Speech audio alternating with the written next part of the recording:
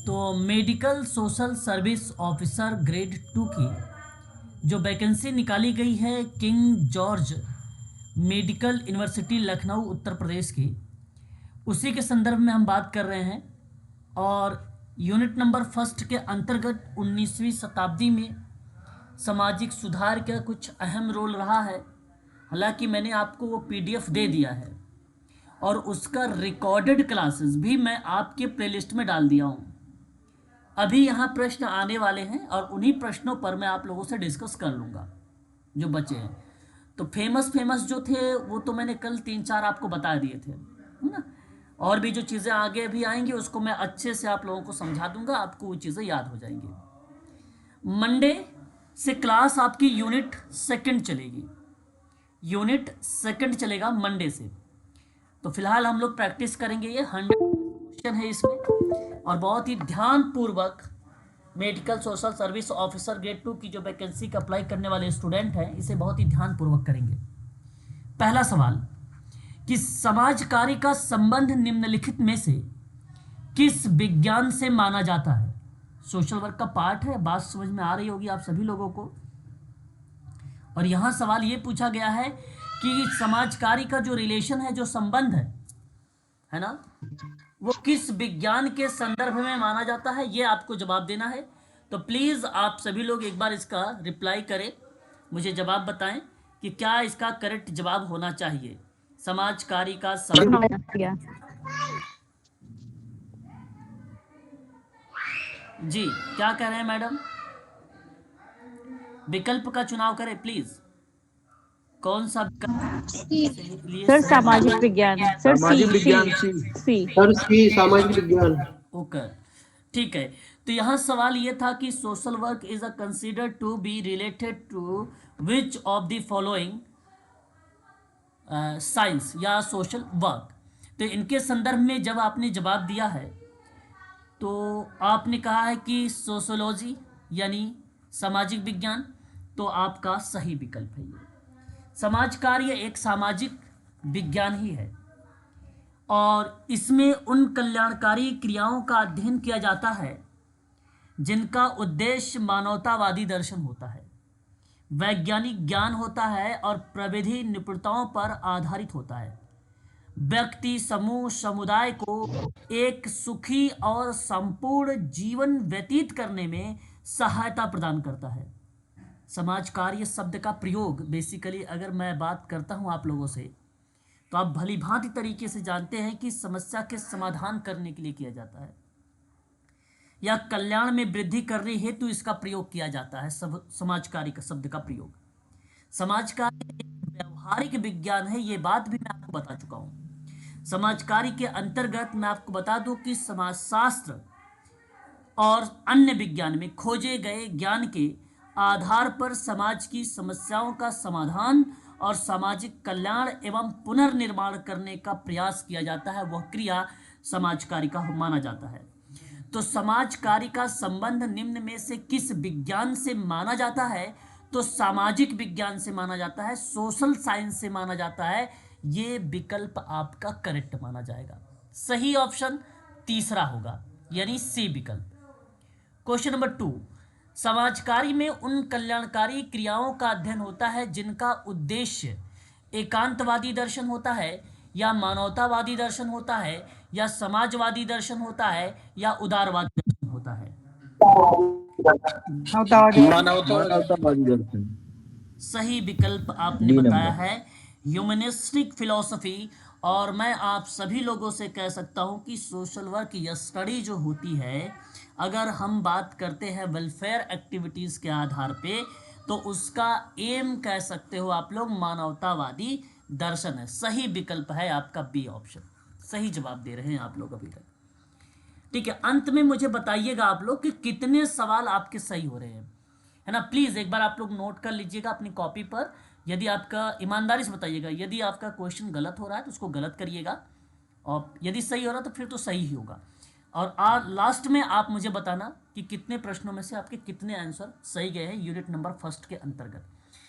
80% होना भी चाहिए, ये भी बात ध्यान रखिएगा, है ना। क्वेश्चन नंबर 3, सामाजिक क्रियाओं में सामाजिक क्रियाओं में सामाजिक और मनोवैज्ञानिक समस्याओं का अध्ययन होता है। सवाल है सोशल एंड वैज्ञानिक साइकोलॉजी ढंग से। प्रॉब्लम। हाँ, वैज्ञानिक ढंग से। ओके, आप कह रहे हैं कि वैज्ञानिक वैज्ञानिक ढंग से ढंग होना से। चाहिए। चलिए ठीक है, कोई बात नहीं। और भी बच्चे जवाब नहीं दे रहे भी, थोड़ा सा और भी अपने विचारों को प्रकट करते रहें तो ताकि हमें समझ में आए कि सही जवाब क्या जा रहा है क्वेश्चन नंबर 3 का। चलिए, यहाँ यदि आप लोगों से सवाल पूछा जाए कि सामाजिक क्रियाओं में सामाजिक और मनोवैज्ञानिक समस्या को लेकर, social and psychology problem are या स्टडी इन सोशल एक्शन, यानी सामाजिक क्रियाओं में, तो जब भी सामाजिक क्रियाओं में सामाजिक और मनोवैज्ञानिक समस्याओं का आप यह स्टडी करेंगे ना, तो वह क्रिया बेसिकली एक प्रकार से अगर मैं बात करूं तो साइंटिफिक तरीके से होना चाहिए, यानी मनोवैज्ञानिक या वैज्ञानिक ढंग से होना चाहिए, या ज्ञान पर आधारित होना चाहिए, या सिद्धांत पर आधारित होना चाहिए, प्रविधि, निपुणता इत्यादि चीज़ों पर बेस्ड होता है। तो वैज्ञानिक ढंग से ही समस्याओं का अध्ययन किया जाता है, सुव्यवस्थित तरीके से स्टेप बाय स्टेप किया जाता है। तो क्वेश्चन नंबर 3 का विकल्प जो आपने दूसरा बताया है, बी वाला ऑप्शन, ये आपका सही जा रहा है। क्वेश्चन नंबर 4, ये फैक्ट वाला सवाल था। अभी तक आपने जो क्वेश्चन देखा है 1 2 3, ये थोड़ा सा कॉन्सेप्ट बेस्ड था, लेकिन जो क्वेश्चन नंबर 4 है ये फैक्ट बेस्ड है। और सवाल है principle and practice of social work नामक पुस्तक के रचनाकार कौन है? Who is the author of the book principle and practice of social work? इसमें कौन सा जवाब सही होगा? लेन का क्लार्क। लेन क्लार्क। क्या बात है, क्लार्क। लेन यहाँ आप क्लार्क। सभी लोगों का जवाब सही जा रहा है भाई, यानी आप सभी लोग अच्छे से स्टडी कर रहे हैं, बहुत बढ़िया। अच्छा लगा सुन के कि सोशल वर्क में एक किताब आती है जिसका नाम है principle and practice of social work, और इस किताब की जो रचनाकार हैं वो हेलन क्लार्क या लेन क्लार्क, बात दोनों एक ही नाम है, दोनों का नाम एक ही है। तो इसमें सोशल वर्क के बारे में, हिस्ट्री के बारे में चर्चा परिचर्चा किया गया है, और ये बात सत्य है। सन 1947 या 48 दो वर्ष देखने को मिलता है, लेकिन मैं आप सभी से कहूँगा कि 47 ही विकल्प में लगाएंगे तो सबसे बेटर माना जाएगा। ठीक है, तो 1947 में ये किताब हेलन क्लार्क के द्वारा दिया गया था। तो इसमें 3 युगों के बारे में चर्चा भी की गई थी। एक का नाम था प्राचीन काल या प्राचीन युग कह सकते हैं, दूसरे का नाम था मध्यम काल या कह सकते हो, और तीसरे का नाम था आधुनिक काल या आधुनिक युग कह सकते हो। तो इन तीनों युगों के बारे में समाज कार्य में बताया गया था। ये बताया जा रहा था कि जो प्राचीन काल है उस समय लोग निर्बल, निर्धन, अपाहिज, रोगग्रस्त, अनाथ, वृद्ध लोगों को जो सहायता दी जाती थी वो धार्मिक कर्तव्य समझा जाता था। समस्याग्रस्त व्यक्तियों को आप दया दे देते थे, एक प्रकार से उसके ऊपर दया कर देते थे, उस पर सहानुभूति की भावना को प्रेरित कर देते थे। आपने वस्तु दान दे दिया या कोई चीज़ दे दिया या अर्थ दान दे दिया, इस तरीके से कार्य करते थे प्राचीन काल में। ये का चीज़ें बताया था लेन क्लार्क ने। मध्यकाल में बेसिकली ये चीज़ें नहीं थी, इससे हट के था थोड़ा सा। मैं अगर आपसे कहूँ कि समाज सेवा को लेकर प्रेरणा दे देना या किसी की मानवता के आधार पे उसकी हेल्प कर देना, उस प्रक्रिया में जब नाम लिया जाता था तो उसे मध्यकाल दिया जाता था। आधुनिक काल बेसिकली प्राचीन काल और मध्यकाल का मिश्रण है। जो चीज़ें प्राचीन काल में हो रही थी वो भी चीज़ें इन्वॉल्व रहेगी, मध्यकाल में भी वो चीज़ें इन्वॉल्व रहेगी, तो इन दोनों का मिश्रण कर देंगे तो वो आधुनिक काल बन जाता है। और इसी आधुनिक काल में ही 19वीं शताब्दी में ही Mumbai Tata institute of social science 1936 में ही समाज कार्य का प्रारंभ हुआ या व्यवसाय समाज कार्य का उदय हुआ या व्यावसायिक सेवा का एक प्रकार से उद्भव हुआ। ये चीज़ें हमें देखने को मिलता है आधुनिक काल का। तो सही जवाब लेन क्लार्क होंगे, ऑप्शन ए सही माना जाएगा। क्वेश्चन नंबर 5, समाज कार्य में मानवतावादी दृष्टिकोण की उत्पत्ति किस शताब्दी में हुई? अभी अभी मैंने आप लोगों से बताया है और आप सभी लोगों को पता होगा। इसका विकल्प क्या? 18 बी नंबर। ओके, देखिए in which B century, number 18वीं सदी। ठीक है, अब एक बार म्यूट रहे हैं। In which century did the humanistic approach of social work originate? कहने का आशय मेरा ये है कि समाजकारी में जब मानवतावादी दृष्टिकोण की उत्पत्ति हुई तो वह दौर था सन 18वीं शताब्दी। 18वीं शताब्दी में ही बेसिकली ये माना जाता है कि समाज कार्य के अंतर्गत मानवतावाद आया। आपको लगा कि भैया इसकी मदद करनी चाहिए तो आपने मदद उसकी किया। ये मध्यकाल का दौर था। ठीक है। 19वीं सदी में अगर हम बात करते हैं तो ये बेसिकली व्यवसाय समाज कार्य की प्रक्रिया मानी जाती है। आज 21वीं शताब्दी की हम लोग अगर बात करते हैं तो ये एक प्रकार से प्रशिक्षण के आधार पर भी आप कह सकते हो कि यहाँ पर शिक्षण प्रशिक्षण की प्रक्रिया में काफ़ी आगे निकल चुका है समाज कार्य 21वीं शताब्दी में। नए नए प्रौद्योगिकी वगैरह या नए नए एनजीओज कंपनीज वगैरह आकर समाज कार्य में एक अहम रोल अदा कर रही हैं 21वीं सदी में आज के दौर में। ठीक है। 16वीं शताब्दी की अगर हम लोग बात करते हैं तो रोम वगैरह कैथोलिक चर्च वगैरह का नाम आता है। ठीक है, यूरोप वगैरह का। तो यहाँ पर बेसिकली 16वीं से तो मैच ही नहीं करता है, लेकिन अगर व्यावसायिक या आधुनिक लिखा होता तो ऑप्शन में सी होता सही जवाब आपका, और यहाँ पे मानवता लिखा हुआ है तो ऑप्शन में जाएगा बी। सही विकल्प है बी ऑप्शन। क्वेश्चन नंबर 6, आधुनिक काल में समाजकारी किस रूप से या किस रूप में विकसित हुआ? ये सवाल आपके सामने है। क्वेश्चन नंबर 6 दिया गया है। व्यवसायिक रूप में, सी। व्यवसायिक रूप में सी। तो अगर मैं आपसे कहता हूं कि यहाँ पे आप सभी लोगों ने क्वेश्चन नंबर 6 में जो अपना ऑप्शन दे रहे हैं व्यावसायिक रूप आधुनिक काल में समाज कार्य का रूप, अभी अभी मैंने आप सभी से डिस्कस भी किया है और आपने सही जवाब दिया है यहाँ पर ऑप्शन सी, व्यावसायिक रूप में हुआ है। ठीक है, बात को समझिएगा। बात करते हैं क्वेश्चन नंबर 7 की। क्वेश्चन नंबर 7 कहता है शैक्षिक विषय के रूप में समाज कार्य की प्रकृति मतलब उसका नेचर किस प्रकार की प्रतीत होती थी? क्वेश्चन नंबर 7 आपके साथ वैज्ञानिक, द नेचर ऑफ वैज्ञानिक। Social work as the academic. Number वैज्ञानिक। ओके, क्वेश्चन नंबर 7 में आप सभी लोग कह रहे हैं कि डी होना चाहिए वैज्ञानिक। तो शिक्षा के विषय में अगर हम बात करें या आप किसी के श्रमिक के क्षेत्र में बात करें या बीमारी के क्षेत्र में भी बात करें एटसेट्रा, किसी भी प्रक्रिया में अगर आप बात कर रहे हैं लेकिन पर्सपेक्ट उसका सोशल वर्क का नेचर रिप्रेजेंट करता है, तो उस जगह पे प्रतीत हमेशा होगा वैज्ञानिक क्रियाएं, ना कि व्यावसायिक क्रियाएं। हाँ, व्यावसायिक क्रियाएं जब रोजगार चीज़ों को रिलेट कराता है समाज कार्य में तो वो चीज़ें दर्शाता है, लेकिन वो इस प्रश्न में नहीं बनेगा, ना कि उसके नेचर के प्रश्न में बनेगा, कुछ दूसरे सब्जेक्ट टाइप में आएगा सवाल यहाँ पे।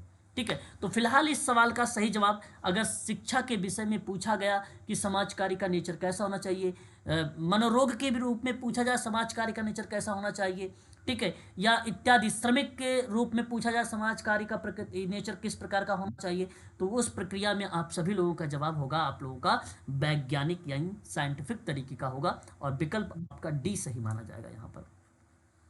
यह भी सवाल था आप लोगों का कॉन्सेप्चुअल।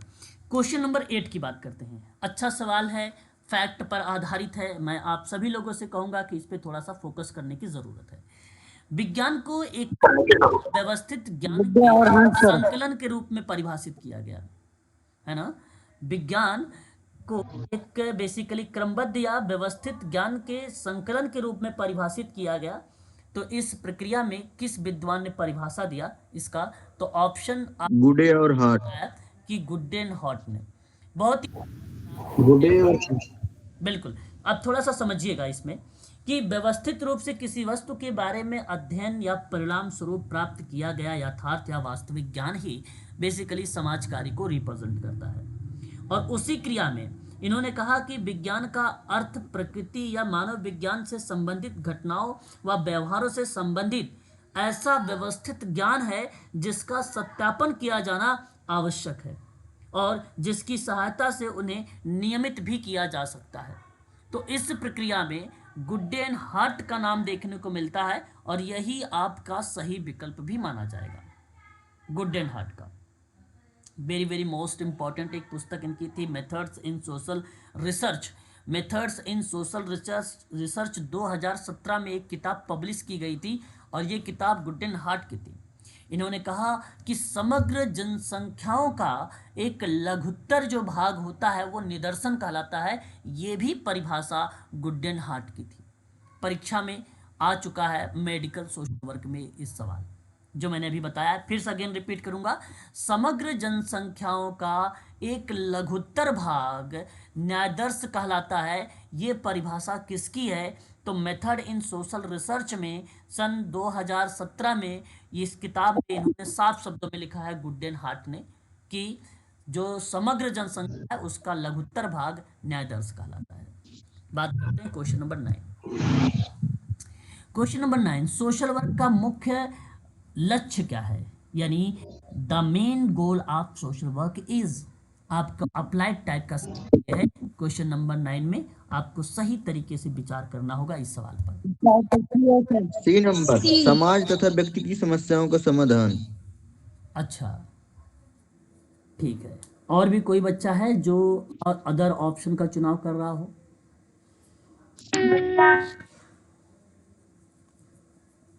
चलिए, तो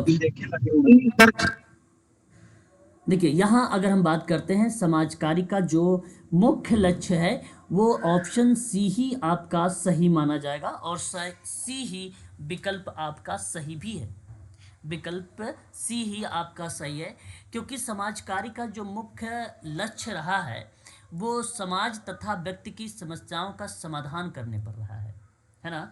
इस बात को आप सभी लोग ध्यान रखेंगे, है ना, परीक्षा के लिए इम्पोर्टेंट रहेगा हम सब के लिए। और इसी दृष्टिकोण में अगर मैं आपसे बात करता हूँ तो समाज कार्य के लक्ष्य कई हैं।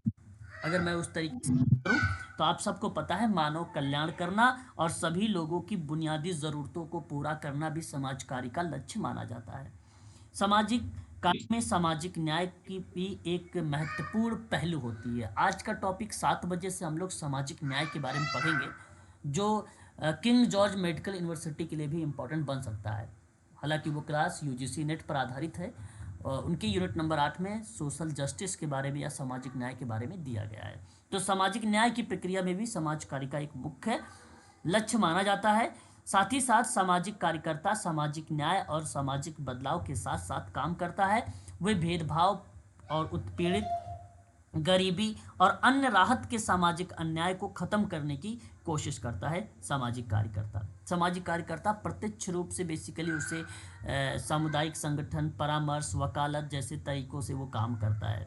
समाज कार्य से जुड़े जो भी कौशल हैं जैसे बुद्धिमत्ता, सुनना और सहनशीलता, संचार, ताकतें इत्यादि जुड़ी हुई वो क्रियाएं बेसिकली रिलेट कराती हैं, जो समाज कार्य का मुख्य लक्ष्य के रूप में आता है।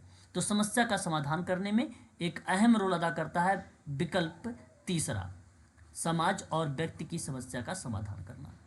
क्वेश्चन नंबर 10, निम्न में से किसे समाज कार्य के क्षेत्र में सम्मिलित किया गया? समाज कार्य का हमें क्षेत्र बताना, वो कौन कौन सा सभी क्षेत्र है जो बेसिकली सभी सभी सभी बद्ध कल्याण क्षेत्र, पर्यावरण संतुलन, ग्रामीण विकास, सभी। बिल्कुल, यहाँ पर आप सही कह रहे हैं कि समाज कार्य के तो वैसे कई क्षेत्र होते हैं, जैसे बाल कल्याण क्षेत्र होता है, महिला सशक्तिकरण क्षेत्र होता है, वृद्धों का कल्याण करना क्षेत्र होता है, श्रम संगठन होता है या श्रम कल्याण संगठन होता है, या बाधितों का कल्याण करना, अनुसूचित जाति अनुसूचित जनजाति पिछड़ा वर्गों का कल्याण करना, चिकित्सा, मनोचिकित्सा, सामाजिक सुरक्षा, अंतर्राष्ट्रीय विकास इत्यादि ऐसे कई क्षेत्र हैं जो समाज कार्य एक अहम रोल अदा करता है। ठीक उसी तरीके से इस विकल्प में दिया गया है पहले में कि वृद्ध का कल्याण का क्षेत्र, ये बेसिकली समाज कार्य का क्षेत्र है। पर्यावरण को संतुलित करना है, ये भी समाज कार्य का क्षेत्र है। पर्यावरण में जो पर्यावरण का दोहन हो रहा है या जो पॉल्यूशन फैल रहे हैं उसको रोकने की बात करता है, उनको संरक्षण करने की बात करता है, जंगलों और पेड़ पौधों को कटाई से रोकने की बात करता है। एक सकारात्मक वातावरण भी समाज कार्य तैयार करने का प्रयास करता है। ग्रामीण क्षेत्रों का विकास भी करता है, वो रूरल एरिया को बेसिकली क्या करता है, डेवलप्ड भी करता है। ये भी क्रियाओं में एक्टिव है। तो मेरा कहने का आशा यहाँ पर यह है कि आप लोगों ने जो विकल्प दिया है 4 जवाब, वो सही विकल्प आप सभी का माना जाएगा। ठीक है, क्वेश्चन नंबर 10 आपका यहाँ पे कंप्लीट हो चुका है। क्वेश्चन नंबर 11 पर बात करेंगे।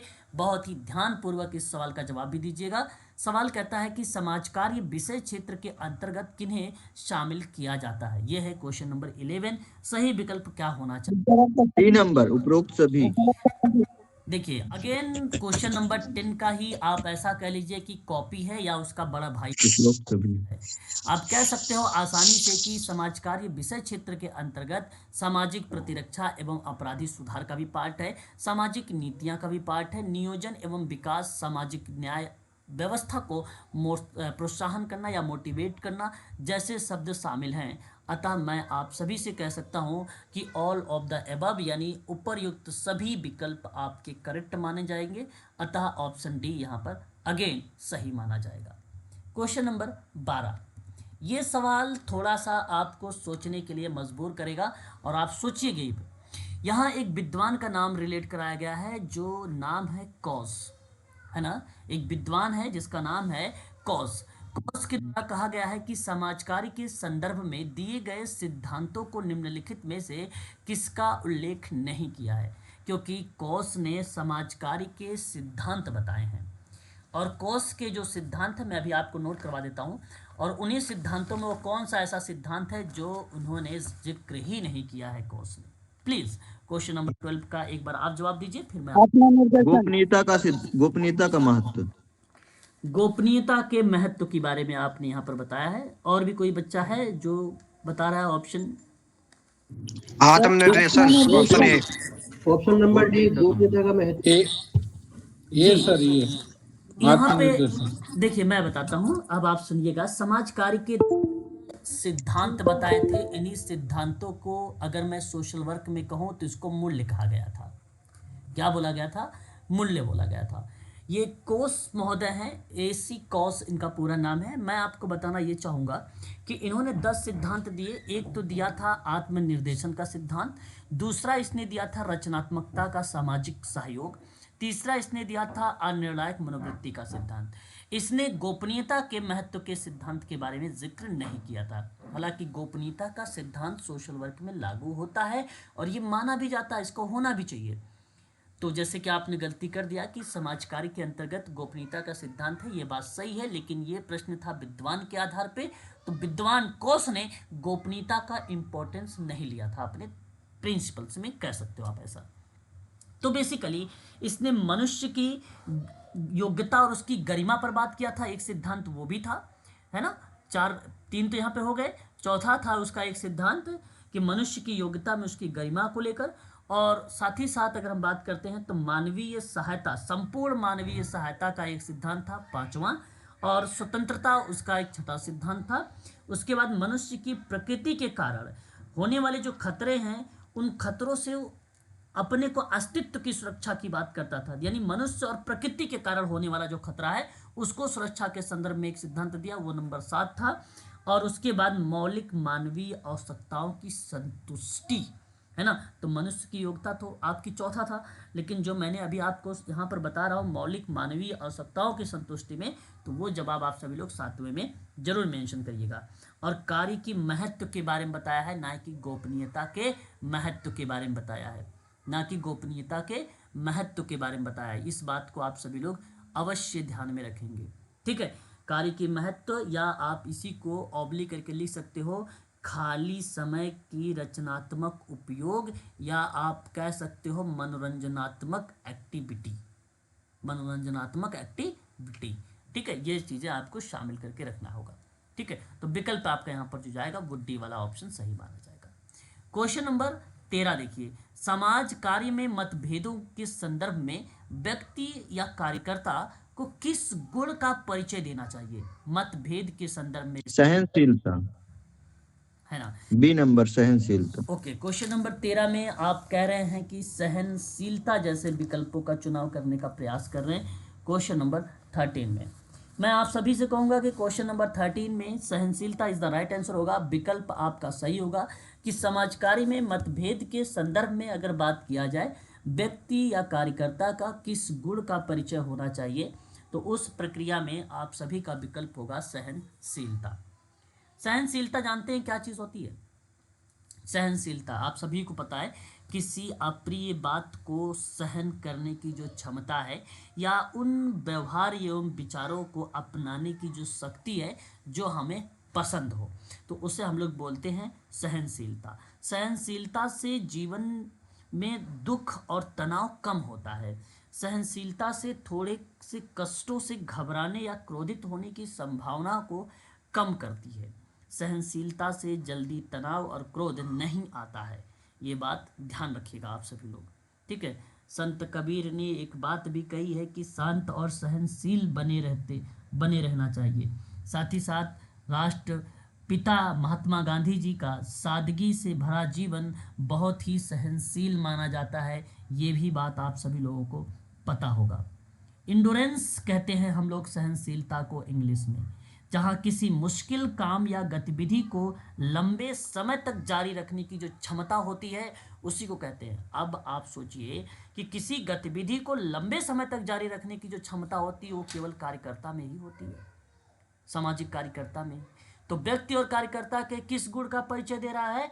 व्यक्तिवादी देगा तो भेदभाव हो जाएगा, इसलिए ए तो विकल्प नहीं होगा, सहनशीलता देगा। और परोपकारी स्वभाव नहीं होता है ये, यानी दान वाला, चैरिटी वाला स्वभाव नहीं होता है। आत्मविश्वास वाला भी क्रिया ये यहाँ पर शामिल नहीं होती है। सही विकल्प होगा आपका बी। क्वेश्चन नंबर 14 सवाल है कि व्यक्तियों को पारस्परिक निर्भरता और एक दूसरे के प्रति अपनी योग्यता के अनुसार उत्तरदायित्व का वाहन करना चाहिए, यह कथन किस विद्वान का है? क्वेश्चन नंबर 14 में सी नंबर कोनोप्का। गेशल सी कोनोफ्का नंबर। का नाम। देखिए यहाँ पे अगर हम बात करें, देखिए ये क्वेश्चंस अगर आप सभी लोग जब दे रहे हैं तो देख के जवाब मत दीजिएगा, ये आप सबको बता देता हूँ पहले, ठीक है? किसी भी प्रश्न का आप कॉपी करके जवाब ना दें, क्योंकि मैंने इससे पहले भी एक वीडियोस में शायद इसकी क्लासेस में ले चुका हूँ। या आप हरियंट की किताबों का भी कॉपी ना करें, क्योंकि आगे भी कुछ ऐसे भी क्वेश्चंस मिलेंगे जो गलत मिलेंगे। अपने आप का मूल्यांकन करने का समय यही है, इसलिए कॉपी करके सवाल का जवाब ना दें। सवाल सिंपल है, कहता है कि व्यक्तियों को पारस्परिक निर्भरता और एक दूसरे के प्रति अपनी योग्यता के अनुसार उत्तरदायित्व का वाहन करना चाहिए। ये बात तो सही है। देखिए आपके सामने एक शब्द है यहाँ पर, और बड़ा इंपॉर्टेंट शब्द है वो पारस्परिक निर्भरता शब्द। पारस्परिक निर्भरता का मतलब होता है किसी काम या जरूरत के लिए एक दूसरे पर निर्भर होना, वो पारस्परिक निर्भरता कहलाता है।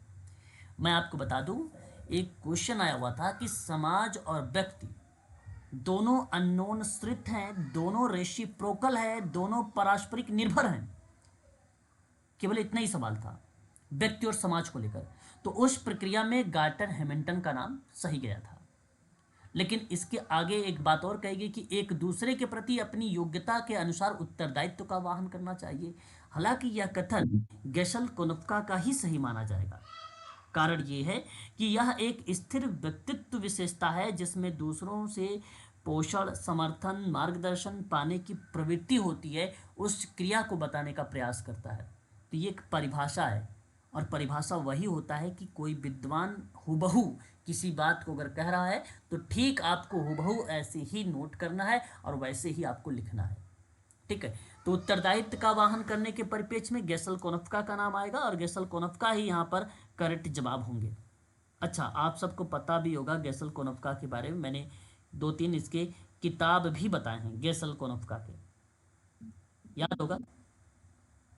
बताएं अगर याद है तो। गेशल कोनोप्का की किताबों का नाम नहीं पता है? अरे भाई, वाशिंगटन डीसी के रहने वाला विद्वान, अमेरिका के रहने वाला विद्वान, फेमस पर्सन, समाज कार्य में इसकी एक अहम रोल होता है गेशल कोनोप्का का, है ना? बोलिए तो सही भाई। सोशल वर्क में इसका नाम देखने को हम लोगों को मिलता है। पढ़ा है कि नहीं पढ़ा है इसके बारे में? अभी मैंने हाल में आप लोगों के साथ 1-2 बार इसका नाम भी लिया होगा।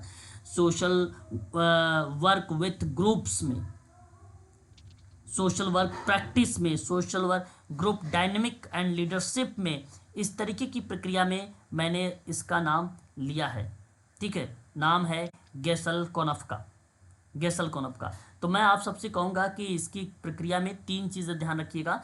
एक तो types and stage of development पर बात करता है सोशल ग्रुप वर्क में गेशल कोनोप्का, एंड दूसरा social group work and social group work practice and group dynamic and leadership जैसी प्रक्रिया में गेशल कोनोप्का का नाम देखने को मिलता है, ठीक है? तो गेशल कोनोप्का बहुत ही फेमस पर्सन है।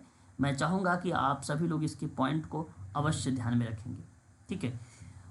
क्वेश्चन नंबर 15, समाज कार्य से संबंधित कार्यों में व्यावसायिक संबंधों को किस प्रकार बनाए रखना चाहिए? बताइए, समाज कार्य का संबंध कार्यों में व्यावसायिक संबंधों को किस तरीके से बनाना चाहिए? जरा जवाब बताइए। सार्वभौमिक, ऐच्छिक, गोपनीय या स्वहितार्थ? क्या जवाब होना चाहिए क्वेश्चन? सर स्वहितार्थ को इंग्लिश में क्या बोलते हैं? बिल्कुल सर बताइए। गोपनीय होना चाहिए। गोपनीय होना चाहिए। यहाँ पर विकल्प ओके, चलिए ध्यान से मेरी बात को सुनिएगा। क्वेश्चन नंबर 15 यहाँ पर विकल्प आपके सामने। सवाल कहता है आपसे क्या कहता है कि समाज कार्य संबंधित कार्यों में व्यावसायिक संबंधों को किस प्रकार बनाए रखना चाहिए, यानी how should professional relationship be maintained in social work related work. तो एक होता है यूनिवर्सल, जिसको आप सार्वभौमिक कहते हो, दूसरा होता है सीक्रेट या गोपनीय, आप बोल सकते हो गोपनीयता, और चौथा था वॉलेंट्रीज, यानी आप स्वैच्छिक कह सकते हो, सेल्फ इंटरेस्ट को हम लोग क्या बोल सकते हैं, स्वाहितार्थ बोल सकते हैं। तो सही विकल्प क्या होना चाहिए क्वेश्चन नंबर 15 में, यदि आप लोगों ने बी का जवाब दिया है कि समाज कार्य संबंधित कार्यों में व्यावसायिक संबंधों को किस प्रकार बनाए रखना चाहिए, तो गोपनीय बनाए रखना चाहिए। बताइए, बात को आप फैलाएंगे क्या, गलत होगा। क्या आप स्वैच्छिक तरीके से क्रियाओं को जब मन में आया तब बता देंगे, जब मन में आएगा तो नहीं बताएंगे, वो स्वैच्छिक हो जाएगा। स्वाहितार्थ का मतलब सिंपल हो जाता है कि सेल्फ इंटरेस्ट, अपने मजे के लिए करोगे क्या, अपने हित के लिए काम करोगे क्या, नहीं भाई ऐसा नहीं। ठीक है, तो आपको सबसे बेटर ऑप्शन क्या बन रहा है यहाँ पर, व्यावसायिक संबंधों को अगर बनाए रखना है आपको तो बातों को सीक्रेट तरीके से, गोपनीय तरीके से आप रखोगे तो बेटर माना जाएगा। सही ऑप्शन क्या होना चाहिए, बी होना चाहिए। क्वेश्चन नंबर 16, समाजकारी में के अनुसार कहा गया है आर्थिक भूमिका और एक प्रकार से आगे बोला गया है प्रदत्त परिस्थिति के आधार पे ना होकर किस प्रकार होनी चाहिए। यूनिट नंबर 2 का ये थोड़ा सा सवाल मैच करता है आपके medical social service officer grade 2 वाले में, किंग जॉर्ज मेडिकल यूनिवर्सिटी में। तो यूनिट नंबर 2 में पढ़ोगे, लेकिन फिर भी आप लोगों को यहाँ पे थोड़ा सा क्वेश्चंस लगाइएगा, मैं आपको बता। मानव व्यवहार ओके, आप कह रहे हैं कि according to social work economic role should not be based, है ना, should not be based, okay बिल्कुल, नॉट बी बेस्ड ऑन, देखिए एक होता है आपका एक्वायर, जिसको आप अर्जित करते हो, और एक होता है ये जो है इनेट, जो बेसिकली जन्मजात होता है। तो इनेट वाली प्रक्रिया में आपका जो रिलेट होता है वो प्रदत्त रिलेट होता है। ठीक है, तो एक प्रकार से ये ascribed status but on what, तो क्या होना चाहिए, मानव व्यवहार की आर्थिक भूमिका प्रदत्त और परिस्थिति के आधार पर ना होकर किस पर होनी चाहिए समाज कार्य के अनुसार, अगर आप बताओगे तो मानव व्यवहार पे होना चाहिए क्या, क्या सेवार्थी की परिस्थिति पर होना चाहिए क्या, क्या उपलब्धि के मानक पे होना चाहिए क्या कार्यकर्ता की आर्थिक क्षमता पर होना चाहिए क्या, किस पर होना चाहिए, क्वेश्चन नंबर 16 कह रहा है। उपलब्धि के सर मानक पे होना चाहिए। बिल्कुल सही जवाब आपने दिया। स्टैंडर्ड ऑफ अचीवमेंट अगर मैं बात कर रहा हूं आप लोगों से, यहाँ पर अगर आपने मुझे कहा कि उपलब्धि के मानक के आधार पे होना चाहिए, तो आपने सही जवाब दिया है। उपलब्धि के मानक का मतलब ये होता है सर कि उपलब्धि परीक्षण के जरिए हम क्लाइंट की उपलब्धि का आकलन करने के लिए इस्तेमाल किए जाने वाले जो पैमाने होते हैं, उन पैमानों का प्रयोग कर सकते हैं। जैसे TAT होता है, CAT होता है, प्रेक्षण, कई ऐसी विधियाएं हैं। ठीक है, MMPI होता है, मिनेसोटा वाला MMPI है ना, बहुत सारे ऐसी टेस्ट हैं, उपलब्धि परीक्षण भी है। ठीक है, उन चीज़ों में इसकी यार मतलब सीखने की जो गुणवत्ता होती है उसी को बोलते हैं उपलब्धि का मानक। और आर्थिक भूमिका प्रदत्त स्थिति के आधार पे ना होकर उपलब्धि के मानक पे होना चाहिए, है ना, उपलब्धि के मानक पर होना चाहिए। ये सोशल वर्क कहता है कि आप ना सोशल वर्क का जो भी काम करो वो उपलब्धि के मानक पे आधार पे करो, ना कि आर्थिक भूमिका प्रदत्त परिस्थिति पर करो। तो आप सोचो कि आर्थिक भूमिका प्रदत्त परिस्थिति क्या होती है, तो मैं बताता हूं।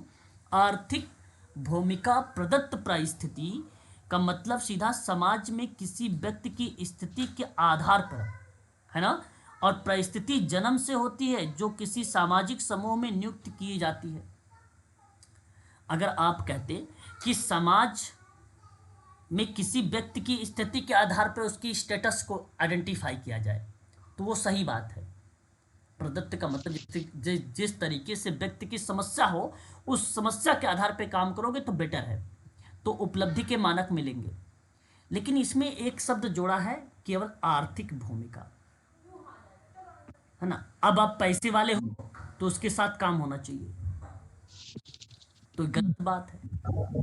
तो यहाँ कहने का मतलब है कि इसके आधार पे ना होकर होना चाहिए उपलब्धि के आधार पे। विकल्प होगा बी। क्वेश्चन नंबर 17 सर, उपलब्धि के मानक क्या है सर? उपलब्धि के मानक उपलब्धि के मानक अभी अभी तो मैंने आपको बताया है, मैंने कहा उपलब्धि के मानक अभी अभी बताया, फिर से सुनो ध्यान से।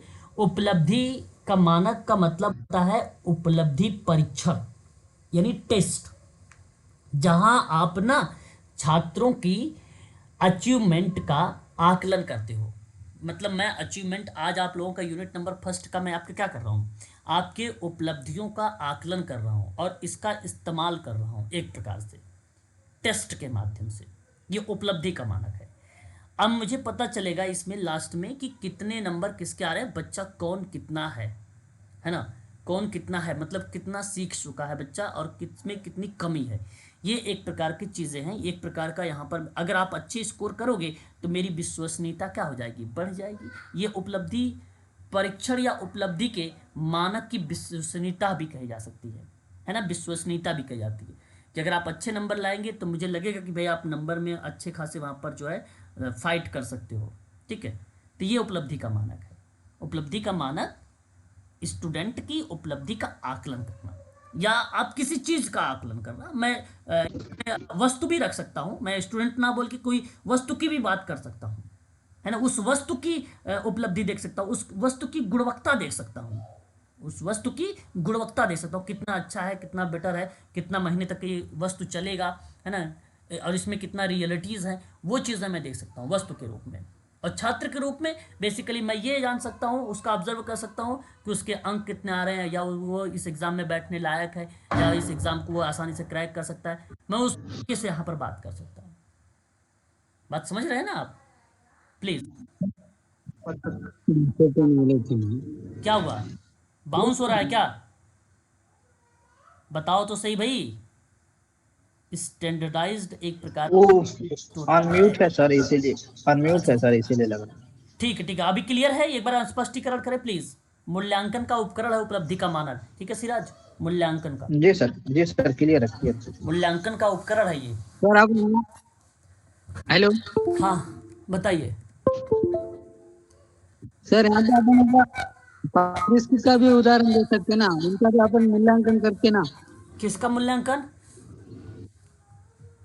अगर एकांधा प्रोडक्ट है, वो प्रोडक्ट का भी अपन मूल्यांकन कर सकते ना। बिल्कुल, उसके गुणवत्ता के आधार पे करोगे अंक, है ना, गुणवत्ता की, उसमें क्या क्वालिटी है, आप प्रोडक्ट के भी मूल्यांकन कर सकते हो, वो भी होता है। एग्जाम्पल के तौर पे बोल रहे सर। अरे प्रोडक्ट कोई भी प्रोडक्ट हो सकता है, कोई भी वस्तु, कोई भी चीज़ आप ले रहे हो, आज के डेली लिविंग में जो चीज़ें यूज़ करते हो, चाहे सोप यूज़ कर रहे हो, शैम्पू यूज़ कर रहे हो, वो एक प्रोडक्ट है ना। वो कितना आपके लिए फायदेमंद है, कितना आपके लिए बेटर है, ठीक है, उसकी गुणवत्ता मानी जाएगी, फिर नापी जाएगी, ये तो बहुत बेटर है भैया। हाँ वही सर, वो पार्ले जी बिस्कुट का एग्जांपल दे रहे थे सर वो। ठीक है, उसके आधार पे आप बोल सकते हैं, ठीक है। आगे देखिए, क्वेश्चन नंबर 17 में कहता है कि समाज कार्य मूलभूत, मूलभूत का मतलब होता है रेडिकल।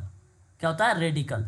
समाज कार्य मूलभूत रूप से किस पर विश्वास करता है? बताइए किस पर विश्वास करता है भैया? आर्थिक न्याय पर, सामाजिक न्याय पर, राजनीतिक पर कि मौलिक पर? मौलिक न्याय। सामाजिक न्याय पर सर। सर मौलिक न्याय था। सामाजिक मौलिक न्याय। न्याय। सर सामाजिक न्याय। सामाजिक न्याय। अच्छा देखिए, ये सवाल थोड़ा सा मैं आप सभी को बताना चाहूँगा कि बड़े ही ध्यानपूर्वक करिएगा। समाजकारी का मूलभूत या मूल रूप से किस पर विश्वास करता है समाजकारी? तो देखिए यहाँ पर अगर मैं बात करता हूँ, सवाल में आपका ना सबसे बेटर ऑप्शन जो माना जाएगा, समाज कार्य की मूलभूत, क्वेश्चन नंबर 70 के अंतर्गत अगर बात कर रहा हूँ तो वो सामाजिक न्याय पर माना जाएगा, ठीक है, ना कि राजनैतिक पर, और ना ही मौलिकता पर, ना ही आर्थिक पर। आर्थिक होगा ही नहीं, विश्वास करना पैसे पे, फाइनेंशियल कोई चीज़ पर जिक्र नहीं करना, इसका रोल है। राजनीतिक बिल्कुल नहीं होगा क्योंकि नेगेटिव परपेच को रिलेट करा देता है। मौलिकता का मतलब क्या होता है? एक प्रकार का एक ऐसा राइट्स या एक ऐसा फंडामेंटल चीज़ें आप बता सकते हो कि जो कहीं थ्योरी प्रिंसिपल्स के रूप में, जिसमें कोई परिवर्तन ही ना हो, वो मौलिकता के रूप में रिप्रेजेंट हो जाएगा। लेकिन सामाजिक न्याय पर आधारित होता है समाज कार्य ही, मूलभूत रूप से पहले से भी और आज में भी अगर हम बात करते हैं तो उस क्रिया में सोशल वर्क का जो रोल देखा जाता है वो सामाजिक न्याय पर देखा जाता है। तो अहम रोल माना जाएगा यहाँ पर विकल्प तीसरा वाला, यानी थर्ड ऑप्शन आपका यहाँ पे सही माना जाएगा। इस सवाल का सही जवाब होगा ऑप्शन थर्ड। बात करते हैं अगले सवाल पर कि समाज कार्य के लक्ष्यों के प्राप्ति में किसे शामिल नहीं कर सकते हो? बताइए। लक्ष्य में आप समाज का राजनीतिकरण करना है। B sir, B. Number B. बिल्कुल, देखो, समाज कार्य के लक्ष्यों में आप कल्याण करोगे, सामाजिक सहयोग भी करोगे, सामाजिक विकारों का निराकरण भी करोगे, संस्था और समाज के ढांचे के साथ समायोजित करोगे, लेकिन समाज का राजनीतिकरण नहीं करोगे। ये सही जवाब दिया आपने भैया, बी जवाब सही होगा। क्वेश्चन नंबर 19 देखिए, सामाजिक समृद्धि प्राप्त करना समाज कार्य का मुख्य लक्ष्य है, यह कथन किस विद्वान के द्वारा दिया गया? एक प्रकार की ये डेफिनेशन दी गई है, एक प्रकार से ये परिभाषा दी गई है कि achieving social growth is the main aim of social work who said this. किस विद्वान के द्वारा कही गई है? Hamilton, Herbert Radcliffe Brown, Herbert Spencer. Vishnu यहाँ आप बात हैमिल्टन, करेंगे, हैमिल्टन। हैमिल्टन की बात करेंगे। हैमिल्टन। बिल्कुल। हाँ, सामाजिक समृद्धि की ये कीवर्ड है, इसको नोट कर लीजिए। सोशल ग्रोथ नोट कर लीजिए, अचीवमेंट नोट कर लीजिए, मेन रोल है ये। और इस प्रक्रिया में अगर किसी का नाम आता है तो गाल्टर हैमिल्टन का नाम ही आता है, और ये सही जवाब भी है। विकल्प नंबर आपका पहला ही सही माना जाएगा। गाल्टर हैमिल्टन बहुत फेमस पर्सन है, जैसा कि आप सभी को पता है ना? आप सभी लोग इसके बारे में जानते हैं, गाल्टर हैमिल्टन के बारे में। और ये इसने ना कई किताबें लिखी हैं सोशल वर्क में, है ना? सोशल वर्क में अगर मैं बात करता हूँ हैमिल्टन महोदय के बारे में, तो इसने कई किताबें प्रकाशित किया है, खासकर सोशल वर्क के जब इसने अप्रोच वगैरह दे रहे थे उस दौरान में, जब उसके अप्रोच वगैरह आ रहे थे सोशल वर्क में। मनोसामाजिक एक सिद्धांत रहा है जो कि गाल्टर हैमिल्टन का ही है, गाल्टर हैमिल्टन का ही है। पता होगा आप लोगों को भाई, है ना? मनोसामाजिक, लेकिन मनोसामाजिक विकास का सिद्धांत आता है तो वो एरिक एरिक्सन का आता है। इसकी एक किताब आई सोशल केस वर्क में, वो किताब आप सबको पता होना चाहिए। किताब का नाम था theory and practice of social case work, social case work, है ना? तो एडिशन के रूप में कई बार किताबें रिप्रेजेंट की गई हैं। मैं चाहूँगा इस किताब को भी आप ध्यान रखें, ठीक है? ये किताब भी हमारे लिए इम्पॉर्टेंट है। Theory and practice social case work में नाम इनका आता है, ये बात जरूर ध्यान रखेंगे, ठीक है? चलिए आगे बढ़ते हैं। अगला सवाल हमारे सामने आता है कि अच्छा, हर्बर्ट बिश्नों का नाम आता है, आप सभी लोगों को बता दूं, समाजकारी दर्शन में, ठीक है? समाजकारी दर्शन। क्वेश्चन नंबर 20, समाजकारी प्रक्रिया। अभी देखिए, कल ही प्रक्रिया हम लोगों ने थोड़ा सा पढ़ा भी है, थोड़ा सा क्या पूरा पढ़ लिया है, के रूप में समाजकारी का स्वरूप किस प्रकार का होता है? जब आप हेल्प करोगे या प्रक्रिया के माध्यम से बताइए स्वरूप किस टाइप का बनेगा। क्वेश्चन नंबर 20 में सहायता मूलक व्यावसायिक सेवा बनेगा। हेल्पिंग, अरे भाई आपको मैंने शुरुआत में बताया था, हेल्पिंग प्रोसेस याद आ रहा है? शुरुआत में पहला ही पेज जब ओपन किया था कल मैंने, तो हेल्पिंग प्रोसेस लिखा हुआ था। समाज कार्य की प्रक्रिया के चरणों में मैंने हेल्पिंग प्रोसेस बताया था, और हेल्पिंग प्रोसेस का मतलब होता है सहायता मूलक व्यावसायिक सेवा, और विकल्प होगा सी, विकल्प होगा सी। व्यक्तिक आधार पर समाज कार्य का मुख्य आधार माना जाता है। व्यक्तिक आधार पर, व्यक्तिक आधार पर समाज कार्य का मुख्य आधार माना जाता है। क्या माना जाता है इसमें? व्यक्तिक आधार पर देखिए, अब समझिएगा, व्यक्तिक आधार पर सामुदायिक स्तर पर सहायता करना, ये आप हटा दीजिए। व्यक्तिगत रूप से समाज कार्य में भाग लेना। अब एक बात सुनिए, व्यक्तिगत रूप से समाज कार्य में भाग लेना, व्यक्तिगत रूप से व्यक्ति की सहायता करना। अच्छा, व्यक्ति की सहायता करना तो ये तो भाई भेदभाव वाला हो जाएगा, सीधा सीधा, है ना? व्यक्ति की केवल सहायता होगी। और अब बचा है बी और सी। समुदाय में व्यक्तियों की सहायता करना बेटर माना जाएगा, या व्यक्तिगत रूप से समाज कार्य में भाग लेने कहोगे बेटर रहेगा, जो समाज व्यक्तिक आधार पर समाज कार्य का मुख्य आधार बनाएगा? बी। समुदाय में व्यक्तियों की, देखिए, व्यक्तिक आधार पर समाज कार्य का मुख्य आधार जो माना जाएगा वो, अगर आप व्यक्तिगत रूप से समाज कार्य में भाग लेने की बात करेंगे तो उस प्रक्रिया में आपको सवाल होना चाहिए था समुदाय या तो समूह।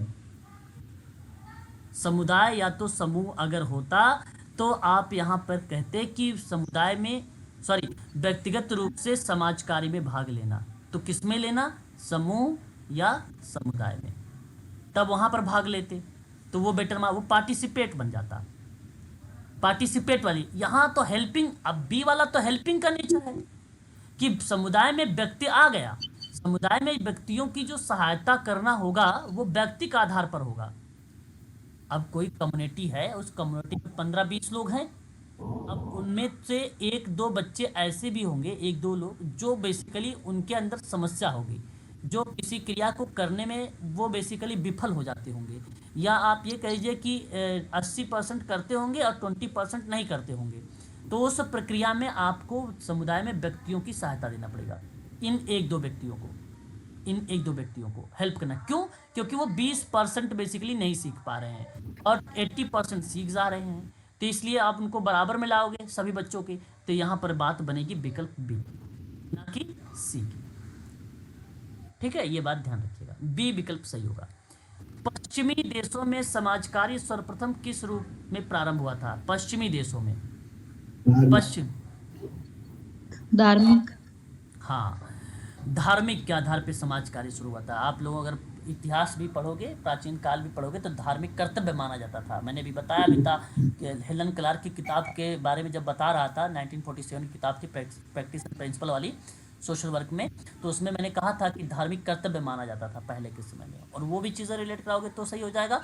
या दूसरा आप कह सकते हो पश्चिमी देशों में, यूरोप वगैरह की बात करोगे, कंट्री वगैरह के, तो आप आसानी से कह सकते हो धार्मिक चीज़ें थी। ईसाई कैथोलिक वाला चर्च था, उसी के माध्यम से समाज कार्य, है ना। क्वेश्चन नंबर 23 में समाज कार्य का संबंध बताना है। सर्वप्रथम किस देश में विधिवत कानून बना दिया गया? विधिवत किस देश में? इतिहास का अमेरिका। सवाल है। सर्वप्रथम सवाल बना है तो अमेरिका आना चाहिए या इंग्लैंड आना चाहिए? इंग्लैंड। सही कह रहे हैं आप, इंग्लैंड आना चाहिए, यूके आना चाहिए। इंग्लैंड का अमेरिका ने नकल किया था सर। हाँ, कॉपी किया था, बिल्कुल सही जवाब दिया आपने। यहाँ पे सही जवाब इंग्लैंड होगा। और आपको पता होना चाहिए चैरिटी ऑर्गेनाइजेशन सोसाइटी हो या एलिजाबेथन पुअर लॉ हो, इत्यादि ऐसे कई कानून आए हुए जो एक अहम रोल अदा किए। ठीक है, ये बात ध्यान रखिएगा। इंग्लैंड में समाज कार्य को प्रोत्साहित करने हेतु उद्देश्य से किस वर्ष लंदन चैरिटी संगठन की स्थापना की गई थी? इंग्लैंड में बताना है आपको। 52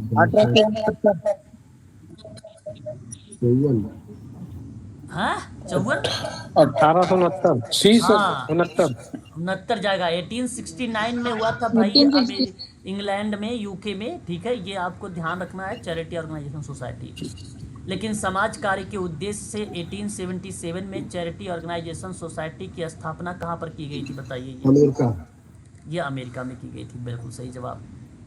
समाज कार्य से संबंधित कार्यों के संदर्भ में विशेष प्रशिक्षण देने हेतु प्रक्रिया की शुरुआत सर्वप्रथम कहाँ से की गई थी? क्वेश्चन नंबर 26 में विशेष प्रशिक्षण देने की प्रक्रिया शुरू हुई थी अमेरिका से, इंग्लैंड से नहीं हुआ था। ट्रेनिंग जो हुई थी, एजुकेशन जो हुआ था, वो अमेरिका से हुआ था सर्वप्रथम। ये बात ध्यान रखेंगे, विकल्प आपका डी होगा यहाँ पे, इंग्लैंड नहीं था वहाँ पे, समझे आप। इंग्लैंड तो चैरिटी के माध्यम से, दान वगैरह के माध्यम से, सुधार वगैरह के माध्यम से, यहाँ तो डिग्री वगैरह की बात होने जा रही है, अब विशेष प्रशिक्षण की बात होने लगी ना। ठीक है, तो अमेरिका था। New York school of social work था। क्वेश्चन 47 भारत में समाज कल्याण प्रचलन की रूप में प्रारंभ हुआ? दान प्रक्रिया। दान, सी सर, सी। हाँ, दान प्रक्रिया से प्रारंभ हुई थी भारत में। समाज कल्याण कर देते थे पहले, आटा, चावल, गेहूं, आलू जो भी दे देते थे, कहते थे हमने दान प्रक्रिया प्रारंभ किया है। ये भारत का समाज कार्य, समझो, वेलफेयर का था, सोशल वेलफेयर का। सर्वेंट्स ऑफ इंडिया सोसाइटी की स्थापना 1905 में हुआ है। ये आप सभी को पता है, किसके द्वारा किया गया था? बाल गंगाधर तिलक। अरे कोई बाल गंगाधर तिलक करा भाई, ये बात सही है कि कल मैंने नहीं पढ़ाया था, ये कल के सिलेबस में पीडीएफ तो देख लेना। सर, गोपाल कृष्ण गोखले। गोपाल कृष्ण गोखले थे। अब आप इसके बारे में सुनिए, कल मैंने इसके बारे में पढ़ाया नहीं था, रानडे थे इनके संगात। सुन लीजिए एक बार sir. Servant of India society का एक दूसरा नाम है जिसको हम लोग बोलते हैं भारत सेवक समाज। म्यूट रहिए, म्यूट रहिए। भारत सेवक समाज इसका दूसरा नाम है। सन 1905 में स्थापना किया गया था और ये किया गया था कहाँ पे? पुणे महाराष्ट्र में। और गोपाल कृष्ण गोखले विकल्प सही जवाब होगा। इसका उद्देश्य बस इतना याद रखना कि नवयुवकों को सार्वजनिक जीवन के लिए प्रशिक्षण देना ही basically servant of India society का एक उद्देश्य माना जाता है ना। इस प्रोसेस में अगर मैं आप लोगों से बात करता हूं तो इस प्रश्न का सही विकल्प जो जाएगा वो आपका माना जाएगा डी वाला ऑप्शन। ठीक है, सर्वेंट्स ऑफ इंडिया सोसाइटी या देश का पहला धर्मनिरपेक्ष संगठन था। देश का पहला धर्मनिरपेक्ष, नोट करते हैं कॉपी पे, पहला धर्मनिरपेक्ष संगठन था। इसका मकसद था कि अलग अलग जातियों और धर्मों के भारतीय युवाओं को एकजुट करना है और उन्हें कल्याणकारी कामों के लिए प्रशिक्षित करना है। यहाँ तक कि चेन्नई, मुंबई, प्रयागराज और नागपुर में भी इसकी शाखाएं शामिल है या इसकी शाखा है। गोपाल कृष्ण गोखले के बाद श्रीनिवास ने 1915 में इसकी अध्यक्षता के रूप में अपना रोल अदा किया था। 1915 में कौन नाम आता है? श्रीनिवास, एमएन श्रीनिवास का रोल देखने को मिलता है अध्यक्षता के रूप में। इसी संगठन के कुछ सदस्य रहे थे आपको अगर हम बात करते हैं नतेश अप्पाजी, गोपाल कृष्ण देवधर और अनंत पटवर्धन इसके सदस्यता के रूप में थे भारत सेवक समाज या सर्वेंट ऑफ इंडिया सोसाइटी के। इसी संगठन के कई तरह के काम किए, जैसे आदिवासियों के कल्याण की बात की गई, साक्षरता बढ़ाने की भी बात की गई, आपातकालीन राहत कार्यों की भी बात की गई, महिला अधिकार सशक्तिकरण के लिए भी काम किया गया, बाल देखभाल के लिए अनाथालय और आश्रय स्थल भी बनाए गए इत्यादि कार्य basically servant of India society के अंतर्गत किया भी गया था। 12 जून सन 1905 में गोपाल कृष्ण गोखले ने सर्वेंट्स ऑफ इंडिया सोसाइटी की स्थापना कर दी थी। सही विकल्प यही माना जाएगा डी ऑप्शन। ठीक है, भूलना नहीं इस सवाल के बारे में। क्वेश्चन नंबर 29, भारत में समाज कार्य शिक्षा को प्रोत्साहित करने हेतु sir Dorabji Tata graduate school of social work की स्थापना मुंबई। बिल्कुल, यहाँ अगर आपने मुझे जवाब दिया है मुंबई तो आपने सही सर चुनाव किया है और ऑप्शन आपका सही माना जाएगा मुंबई का। ठीक है, देखिए अगर मैं आप लोगों से बात करूं तो आप सभी भलीभांति तरीके से इस इंस्टीट्यूट या इस संस्था के बारे में जानते हैं। इसका नाम परिवर्तित हुआ था सन 1944 में। कब? 1944 में इसका नाम बेसिकली परिवर्तन का रूप में देखा गया था, है कि नहीं। साथ ही साथ अगर मैं आप लोगों से बात करता हूं इसी के अंतर्गत तो एक अहम रोल और देखने को मिलता है कि यूजीसी के माध्यम से इसे कब मान्यता प्राप्त हुई थी। तो इस प्रक्रिया में अगर पूछा जाए इन केस सवाल तो क्या जवाब देना उचित? 1964। जी 1964। बिल्कुल आपने सही जवाब दिया सर। 1964 में एक अहम रोल आप लोगों को देखने को मिलेगा। प्रथम अगर अध्यक्ष के रूप में अगर आपसे प्रश्न बन जाता है कि आप बताइए प्रथम अध्यक्ष कौन है, तो उस परिस्थिति में आप क्या नाम देंगे? उस परिस्थिति में आप क्या नाम देंगे? प्लीज बताने का प्रयास करिएगा।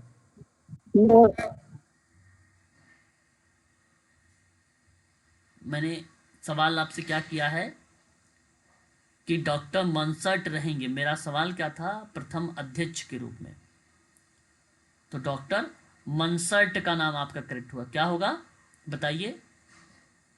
डॉक्टर मनसर्ट। और आज वर्तमान में कौन है? प्रोफेसर मनोज कुमार तिवारी,